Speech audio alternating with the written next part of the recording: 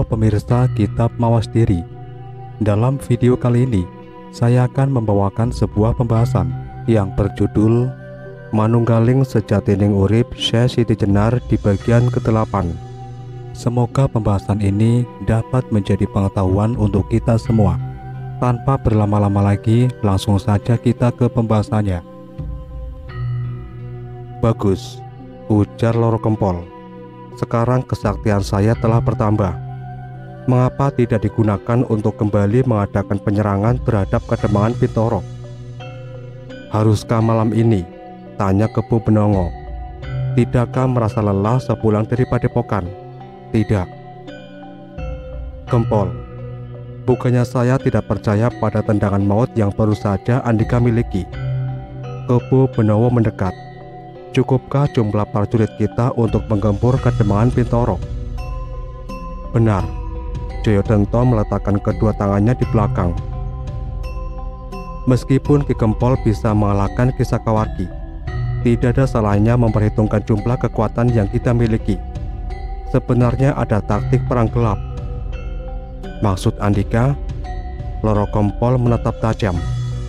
Harus menghindari perang terbuka. Mengingat jumlah pasukan kita lebih sedikit dibanding musuh. Dahinya dikerutkan.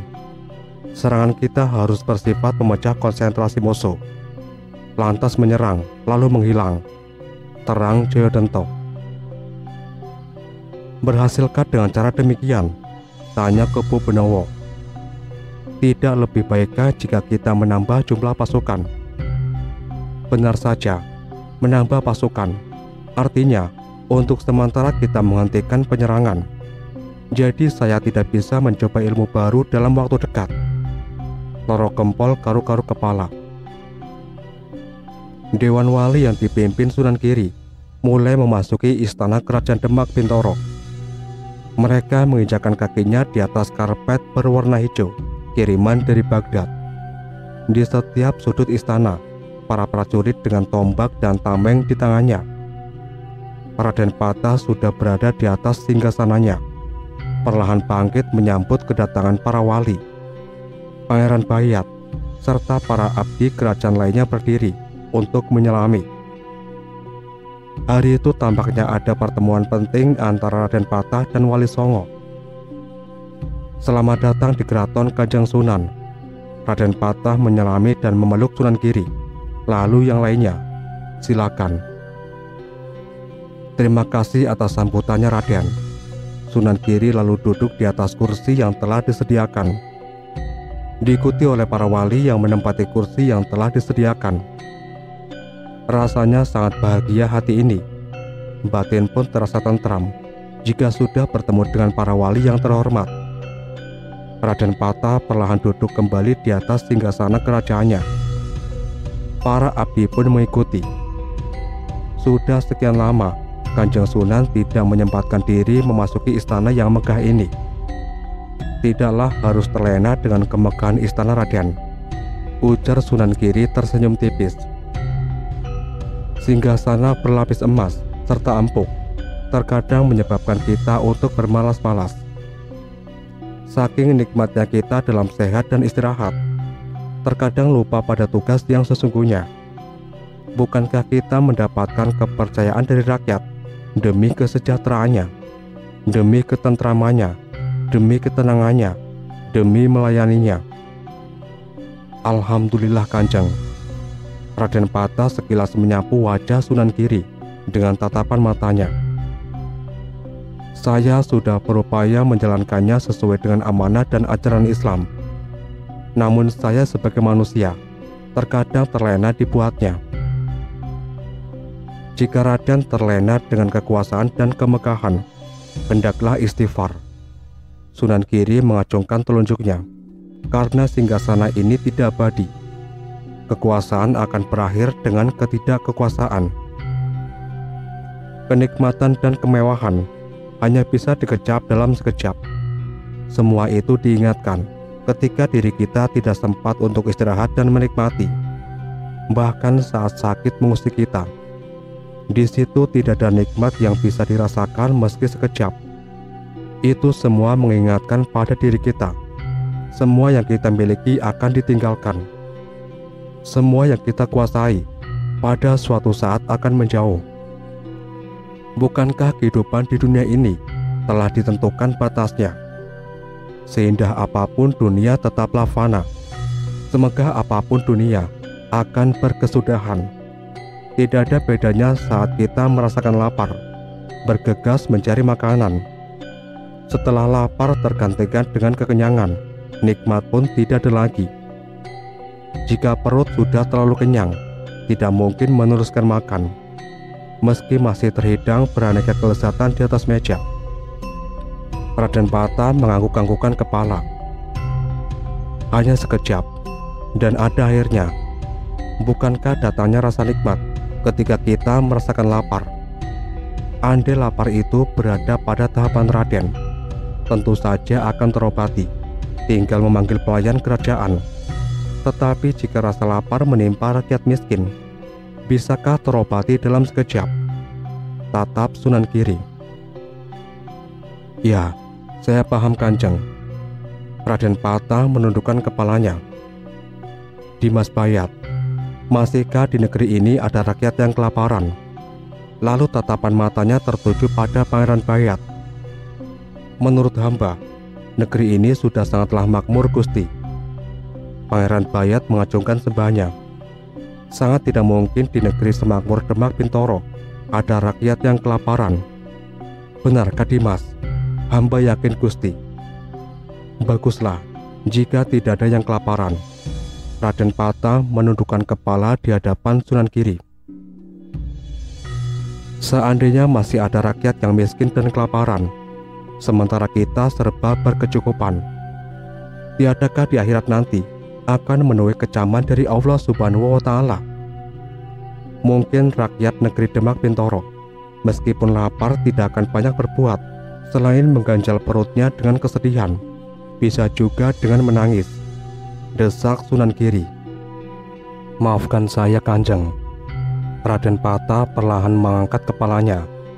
Jika itu terjadi dan menimpa rakyat negeri Demak Bintoro, mungkin saya sebagai pemimpin akan menerima hukumannya di akhirat. Mudah-mudahan yang dilaporkan Dimas Bayat benar. Hal itu tidak terjadi di negeri ini. Yakinkah Raden? Saya percaya pada Dimas Bayat Kanjeng Sunan. Hamba melaporkan dengan sesungguhnya, berdasarkan pendengaran dan penglihatan hamba, ujar Pangeran Bayat. Baguslah, jika yakin sebatas laporan Raden. Sunan Giri perlahan bangkit dari duduknya, lalu mengitari singgasana Raden Pata. Tahukah Raden tujuan utama kedatangan kami, Dewan Wali, ke istana ini? Tentu saja Kanjeng. Raden Pata perlahan memijingkan sudut matanya, menatap langkah kaki Sunan Giri. Bukankah di negeri ini telah muncul persoalan yang terkait dengan Syekh Siti Jenar dan pengikutnya, Kanjeng? Benar. Sunan Giri menghentikan langkahnya, lalu kembali duduk di atas kursinya. Ada kabar jika Syekh Siti Jenar menyebarkan ajaran sesat. Pengikutnya terutama rakyat miskin dan yang kelaparan, banyak yang mengakhiri hidupnya. Mereka bunuh diri, Kanjeng, ujar Raden Pata. Mereka menganggap bahwa mati lebih nikmat daripada hidup dalam kemiskinan. Syekh Siti Jenar pada pengikutnya menghembuskan ajaran hidup untuk mati, mati untuk hidup. Pisahkan dulu persoalan mati untuk hidup untuk mati tentang ajaran Syekh Siti Jenar. Kenapa, Kanjeng? Lihat dan perhatikan. Jika yang bunuh diri itu si miskin dan menderita, mengapa harus dipisahkan persoalan ini? Rakyat Demak Bintoro yang miskin tentu saja mudah dihasut, akhirnya nekat bunuh diri. Apalagi mendengar ajaran yang menyesatkan ini. Persoalannya karena miskin, Raden. Bukankah tadi dikatakan jika di negeri makmur ini sudah tidak ada lagi yang miskin dan kelaparan? Astagfirullah. Raden Pata lalu mengusapkan kedua telapak tangannya pada wajah. Ya Allah, maafkan hambamu ini. Hamba telah berbuat hilaf. Dari sela-sela jemarinya menetes buliran air mata. Semakin lama semakin banyak. Suasana istana yang hening terusik dengan isak tangisnya Raden Patah, seakan-akan mengubah dan memecah suasana. Pangeran Bayat semakin menundukkan kepalanya. Dagunya seakan-akan menyentuh lutut. Hatinya mulai ketar-ketir jika seandainya Raden Patah marah. Sunan Giri hanya berbagi tatap dengan para wali, termasuk Sunan Kalijogo, Sunan Bonang, Sunan Muria, Sunan Kudus, Sunan Derajat, dan Sunan Gunung Jati. Mereka memahami setiap maksud perkataan Sunan Giri, namun tidak ada yang mengusik isak tangis Raden Patah, meski hanya sepatah kata penghibur. Mereka mudah dihasut karena miskin, isak Raden Patah. Bukankah menurut laporan yang saya dengar, tidak ada lagi rakyat miskin dan menderita? Seandainya itu masih ada, artinya telah berdosa dan menyanyiakan amanah. Matahari mulai menyelinap di balik bukit desa Kerendasawa. Awan tipis berlapis-lapis laksana serpian sutra merah. Angin senja bertiup sepoi-sepoi, mengusik setiap daun dan ranting kering, selanjutnya jatuh di atas tanah tanpa daya. Sorot mata Ki Cantulo tidak beranjak dari jatuhnya daun dan ranting kering yang ada di hadapannya, lalu duduk dan memungutnya. Ranting dan daun kering. Rupanya sisa usiamu. Rupanya usiamu telah berakhir senja ini. Perlahan bangkit seraya mengangkat kepalanya. Tatapan mata menyapu awan jingga berlapis dan berarak laksana kereta kencana. Betapa indah takdir kepergianmu diiringi warna kemasan. Ya, sangat indah kematian daun dan ranting kering ini, bisik Ki Donoboyo yang berdiri di sampingnya. Tatapan matanya tidak beranjak dari tingkah laku teman seperguruannya. Mungkin itulah yang dikatakan menyatunya kembali dengan Zat yang Maha Kuasa. Mungkin, tatap Ki Cantulo, lalu melangkah pelan menuju padepokan Syekh Siti Jenar. Ki Donoboyo mengiringi. Di halaman padepokan, Syekh Siti Jenar sedang bercakap-cakap dengan Kepo Kenongo. Kepo Kenongo seakan-akan larut pada setiap perkataan dan nasihat gurunya. Terkadang berkali-kali mengangguk-anggukan kepalanya. Syekh, manunggaling sifat Allah ternyata bisa dibuktikan, hingga saya mengerti dan memahami, ujar Kepo Kenongo. Bahkan makrifat pun kini mulai bisa saya capai. Ternyata dalam pencapaian ini tidak harus melalui tahapan yang dulu pernah saya ungkapkan. Bukankah saya pernah mengatakan, menuju makrifat tidak perlu melalui tahapan syariat, hakikat, tarikat, lantas makrifat. Jika demikian, berarti hanya orang yang beragama Islam saja yang bisa. Mungkin dalam agama Hindu atau Buddha yang sebelumnya Ki Ageng Pengging ketahui, tidak akan menemukan tahapan itu. Bisa saja namanya berbeda, tetapi tujuannya sama. Syekh Siti Jenar menyapu wajah Kepo Kenongo dengan tatapan matanya.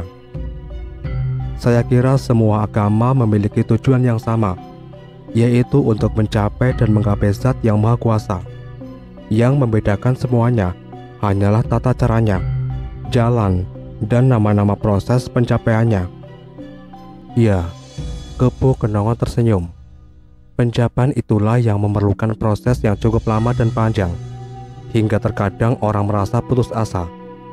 Putus asa penyebab petaka. Itu tidak perlu terjadi, terang Syekh Siti Jenar. Untuk menghindari keputusasaan dalam pencapaian, diperlukannya guru yang selalu membimbing dan mengarahkan. Benar, supaya tidak kesasar dan gila. Ya, mungkin kata lain sesat. Orang akan menyatakan sesat atau kesasar pada orang lain karena menurut ilmu dan pengetahuan yang dia miliki, bahwa jalan menuju desa Kerendasawa hanya satu, jalan yang biasa Ki Ageng Pengging lalui beserta orang kebanyakan. Padahal setahu saya, ada banyak jalan menuju desa Kerendasawa. Bisa memutar dulu ke utara, bisa berbelok dulu ke selatan, bisa juga mengambil jalan pintas, urai Syekh Siti Jenar. Salahkah jika orang yang berpendapat harus belok ke utara atau ke selatan? bahkan mengambil jalan pintas. Jelasnya, tidak pernah mengambil jalan yang biasa dan diketahui umum. Salahkah? Saya kira tidak. Mengapa? Karena sudah tentu semuanya akan sampai pada desa Kerendasawa. Hanya waktu sampainya yang berbeda. Ada yang cepat, lambat, dan alon-alon. Itulah maksud saya Ki Ageng Pengging, ujar Syekh Siti Jenar. Nah, yang diributkan orang kebanyakan soal perdebatan jalan itulah, sehingga memicu pertengkaran demi mempertahankan ilmu dan pengetahuan yang dimilikinya agar diikuti orang lain. Padahal setiap orang memiliki pemahaman dan pendalaman juga maksud yang berbeda, meski sebenarnya punya tujuan yang sama. Maksudnya, bukan tidak tahu jalan umum menuju desa Kerendasawa, tetapi berbelok ke selatan karena punya maksud menemui dulu kerabat. Jalan yang ditempuh lewat utara karena ingin membeli dulu hadiah untuk teman di Kerendasawa. Sampaikah mereka semua pada tujuan desa Kerendasawa? Sampai. Mengapa harus bertengkar dan saling menyalahkan? Karena jalannya tidak diketahui umum. Haruskah umum selalu tahu? Haruskah umum memberikan kesimpulan bahwa jalan utara dan selatan sesat? Tidak. Mengapa? Karena pasti sampai. Kenapa pula dipertengkarkan? Bertengkar karena tidak saling memahami akan persoalan yang sesungguhnya. Nah, itulah Ki Ageng Pengging. Syekh Siti Jenar melangkah pelan.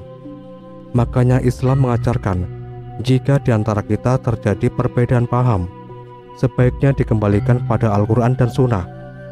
Semua perbedaan pendapat dan pemahaman bisa diselesaikan dengan cara musyawarah. Tidak semestinya melakukan tindakan yang tidak diridhoi Allah, apalagi menciptakan laknat. Bukankah Islam mengajarkan bahwa kita harus selalu menebar rahmat? Hamamayu Hayuning Bawono. Seandainya orang tadi belum mengenal desa Kerendasawa, maka bisa dikatakan tersesat, salah jalan. Jika salah jalan karena ketidaktahuan, itulah yang sesat, urainya. Ya, karena tidak akan mungkin sampai pada tujuan. Kepo Kenongo mengangguk-anggukan kepala. Jadi makna sesat di sini bisa diartikan berbeda. Tentu, Syekh Siti Jenar mengiyakan. Bisa saja kita yang salah karena keterbatasan ilmu dan pengetahuan. Bisa juga orang yang kita anggap sesat, benar-benar sesat, atau bahkan sebaliknya. Syekh, Ki Cantulo mendekat. Di belakangnya berdiri Ki Donoboyo. Kita telah jauh memperdalam ilmu Hamamayu Hayuning Bawono. Ma'rifat pun mungkin hampir saya capai. Namun saya khawatir ada akibat. Lihatlah daun dan ranting kering ini, sangat mudah terlepas dari batang pohon, meski hanya tertiup angin sepoi-sepoi. Jika kita sebagai manusia, tentu saja harus punya rasa khawatir. Saya Siti Jenar membalikkan tubuhnya. Tatapan matanya menyapu wajah Ki Cantulo. Kekhawatiran muncul karena keterbatasan ilmu dan ketidaktahuan perjalanan hidup, ketidaktahuan atas ketidakjelasan kabar. Maksudnya, saat orang bilang, awas jangan lewat jalan Kerendasawa karena ada perampok yang kejam, apa yang akan Andika lakukan?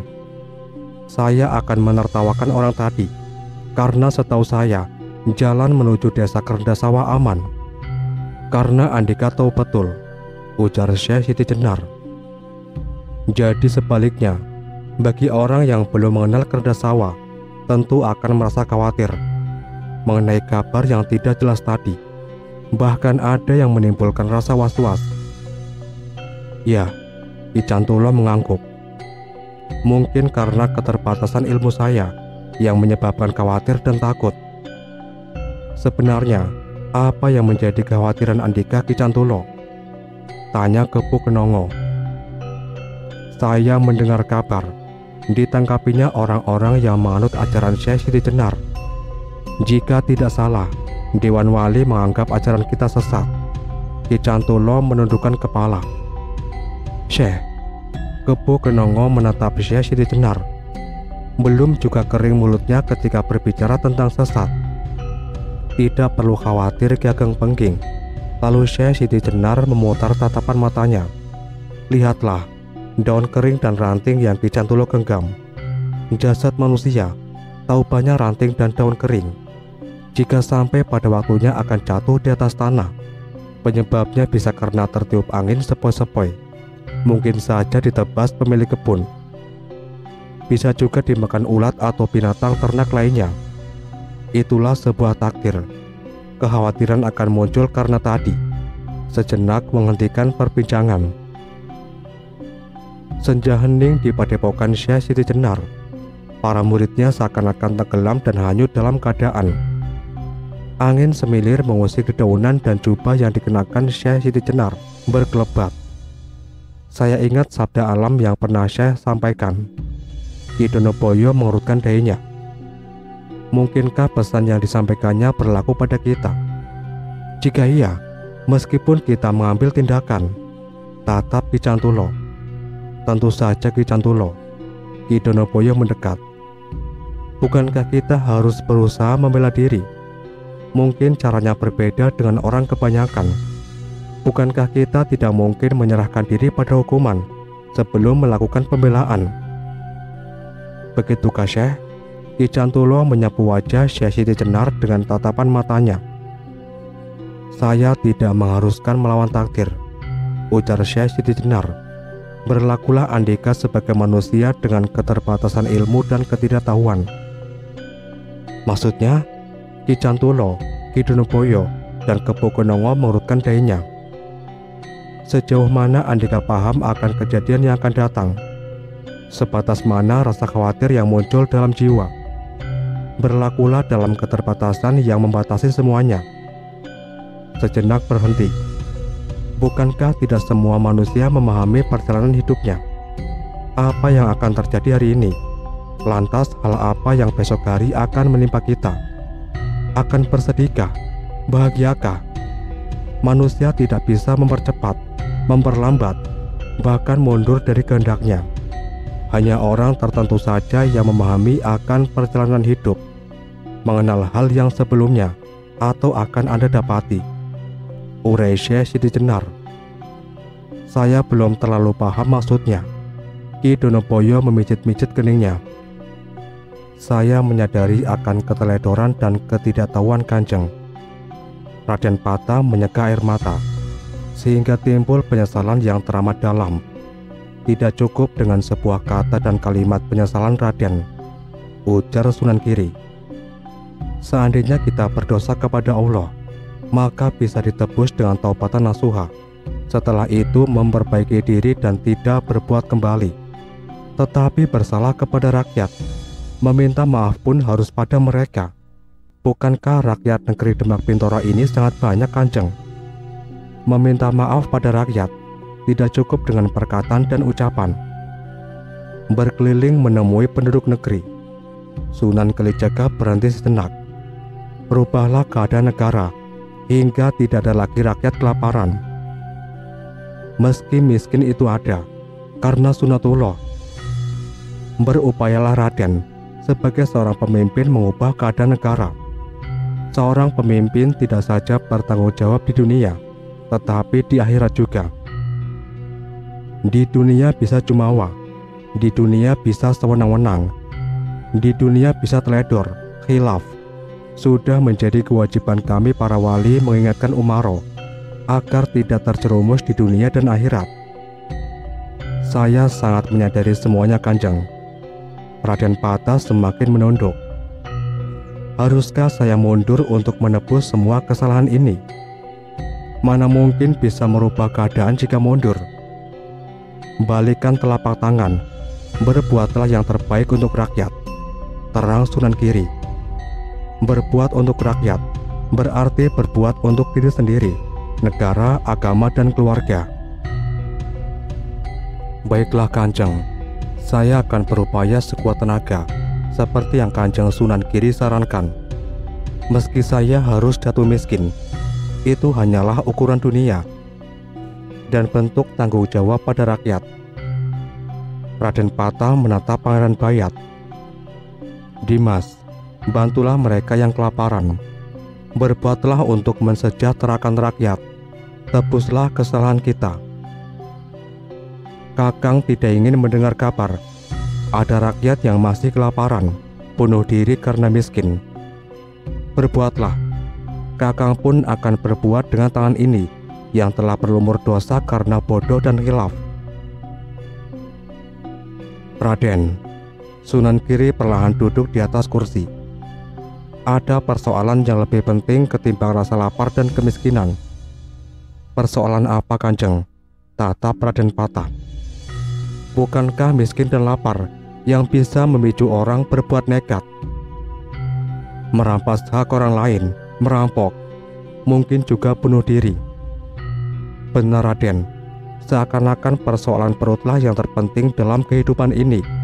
Sunan Giri tersenyum.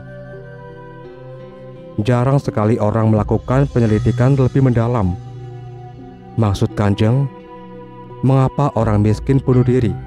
Mengapa yang kelaparan nekat? Sunan Giri berhenti sejenak. Tatapan matanya menyapu wajah Raden Patah, terkadang Pangeran Bayat. Karena hanya jalan itulah yang dianggap penyelesaian, Kanjeng, ujar Pangeran Bayat. Bayangkan, seandainya mereka kenyang dan serba berkecukupan, tidak akan mungkin berbuat demikian. Orang miskin merampok hanya butuh makan untuk 1 hari, Pangeran. Sedangkan yang kaya disebabkan sifat serakah. Tugas Sunan Derajat. Bukankah hartanya sudah melimpah ruah, tetapi masih saja ingin menumpuk kekayaan, menghalalkan segala cara? Ya, saya mengerti, Kanjeng. Raden Patah tersenyum. Terlepas dari urusan miskin dan kaya, yang jelas penyelesaian dari sebuah perbuatan buruk tadi. Mereka hanya menyantap makanan jasmani, sedangkan rohaninya kosong. Terkait dengan hal itulah kami para wali ingin berbincang, ujar Sunan Giri. Bukankah para sahabat Nabi juga menafkahkan seluruh hartanya demi agama? Lihatlah Khalifah Umar bin Khattab, jubah dan pakaiannya penuh dengan tambalan. Meski secara lahiriah terlihat miskin, namun hatinya sangat kaya. Jiwanya terisi penuh, tak pernah berkhianat, selalu bertakwa kepada Allah. Benar, Kanjeng. Kemiskinan dan kelaparan yang melanda negeri Demak Bintoro dimanfaatkan pengikut ajaran Syekh Siti Jenar untuk menyimpang dari agama, sehingga memicu persoalan baru. Sunan Giri menghela nafas. Banyak rakyat miskin dan kelaparan bunuh diri. Keadaan dibuat kalang kabut dan kacau balau. Selain akidah mereka masih lemah, pengaruh ajaran sesat dan menyesatkan semakin kuat, sehingga mereka dengan ajarannya telah mencoba menodai perjuangan para wali.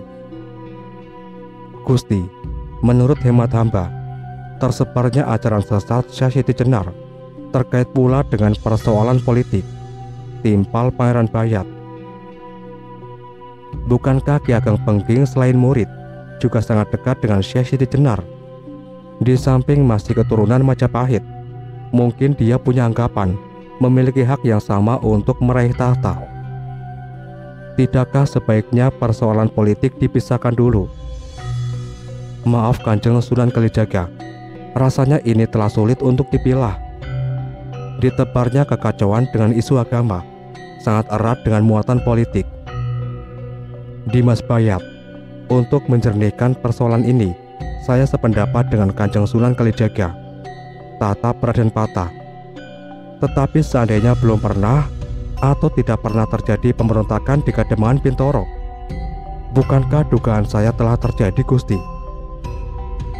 Dalam hal ini, tetap harus ada keputusan, Raden, terkait dengan ajaran sesat Syekh Siti Jenar, ujar Sunan Giri. Pemerintah harus segera mengambil tindakan sebelum pengaruh ajaran sesat ini semakin meluas. Keputusan. Raden Patah menundukkan kepala. Pikirannya berputar. Sejenak mulutnya terkatup. Haruskah saya seret Syekh Siti Jenar dan pengikutnya ke hadapan Gusti? Ujar Pangeran Bayat. Mudah saja menyeret orang, Pangeran, timpal Sunan Kalijaga.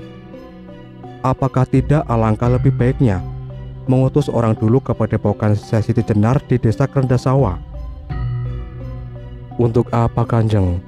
Tanya Sunan Giri. Membenarkan apa yang kita tuduhkan pada mereka, jawab Sunan Kalijaga. Bukankah sudah terbukti jika Syekh Siti Jenar mengajarkan dan menyebarluaskan ajaran sesat dan menyesatkan? Maaf Kanjeng Sunan Giri, saya setuju dengan pendapat Kanjeng Sunan Kalijaga. Raden Patah perlahan bangkit. Dimas Bayat dan Pangeran Modang saya utus untuk menemui Syekh Siti Jenar. Itu dari pihak pemerintah Kanjeng. Alangkah lebih baiknya Kanjeng Sunan Giri pun mengutus beberapa orang wali. Saya yakin dengan hadirnya para wali dalam rombongan akan sanggup menilai sesat atau tidaknya ajaran Syekh Siti Jenar. Baiklah Raden, jika itu harus dilakukan. Tatapan mata Sunan Giri menyapu para wali yang duduk di belakangnya. Saya akan mengutus Kanjeng Sunan Kudus, Kanjeng Sunan Muria, Kanjeng Sunan Derajat, Kanjeng Sunan Geseng. Gusti, tindakan apa yang harus dilakukan seandainya dugaan tadi benar? Tanya Pangeran Bayat. Kanjeng Sunan Giri. Raden Patah melirik ke arah Sunan Giri. Hukuman yang pantas dan setimpal bagi penyebar ajaran sesat. Bentuknya hanya raja yang berhak menentukan, ujar Sunan Giri. Baiklah, Raden Patah mengurutkan keningnya. Hamba kira hukuman mati yang sangat pantas, timpal Pangeran Bayat. Hukuman apapun yang layak diberikan pada orang yang bersalah, sesuai dengan kadar kesalahannya, sela Sunan Kalijaga.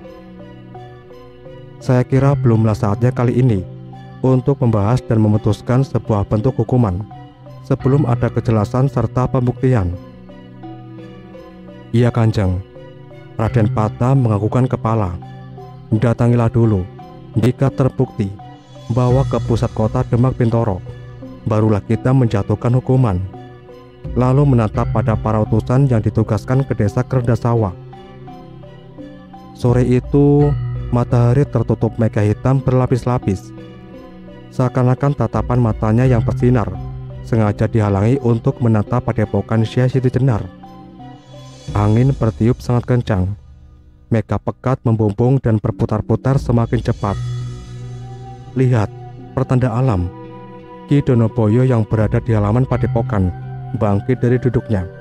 Kepalanya mendongak ke atas. Apa yang akan terjadi? Ki Ageng Tingkir mengurutkan keningnya. Angin puting beliung kah Syekh? Matanya tertuju pada Syekh Siti Jenar yang berdiri di samping Kebu Genongo.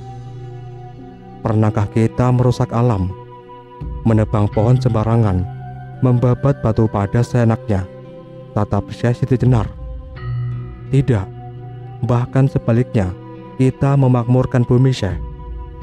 Tatap Ki Donoboyo, sesuai dengan ajaran Hamamayu Hayuning Bawono. Jika demikian, kita tidak perlu takut dimurkai alam. Syekh Siti Jenar tersenyum. Puting beliung biasanya menghancur leburkan rumah, bangunan, mungkin saja padepokan yang kita diami. Saya kurang paham, tanya Ki Jentulo.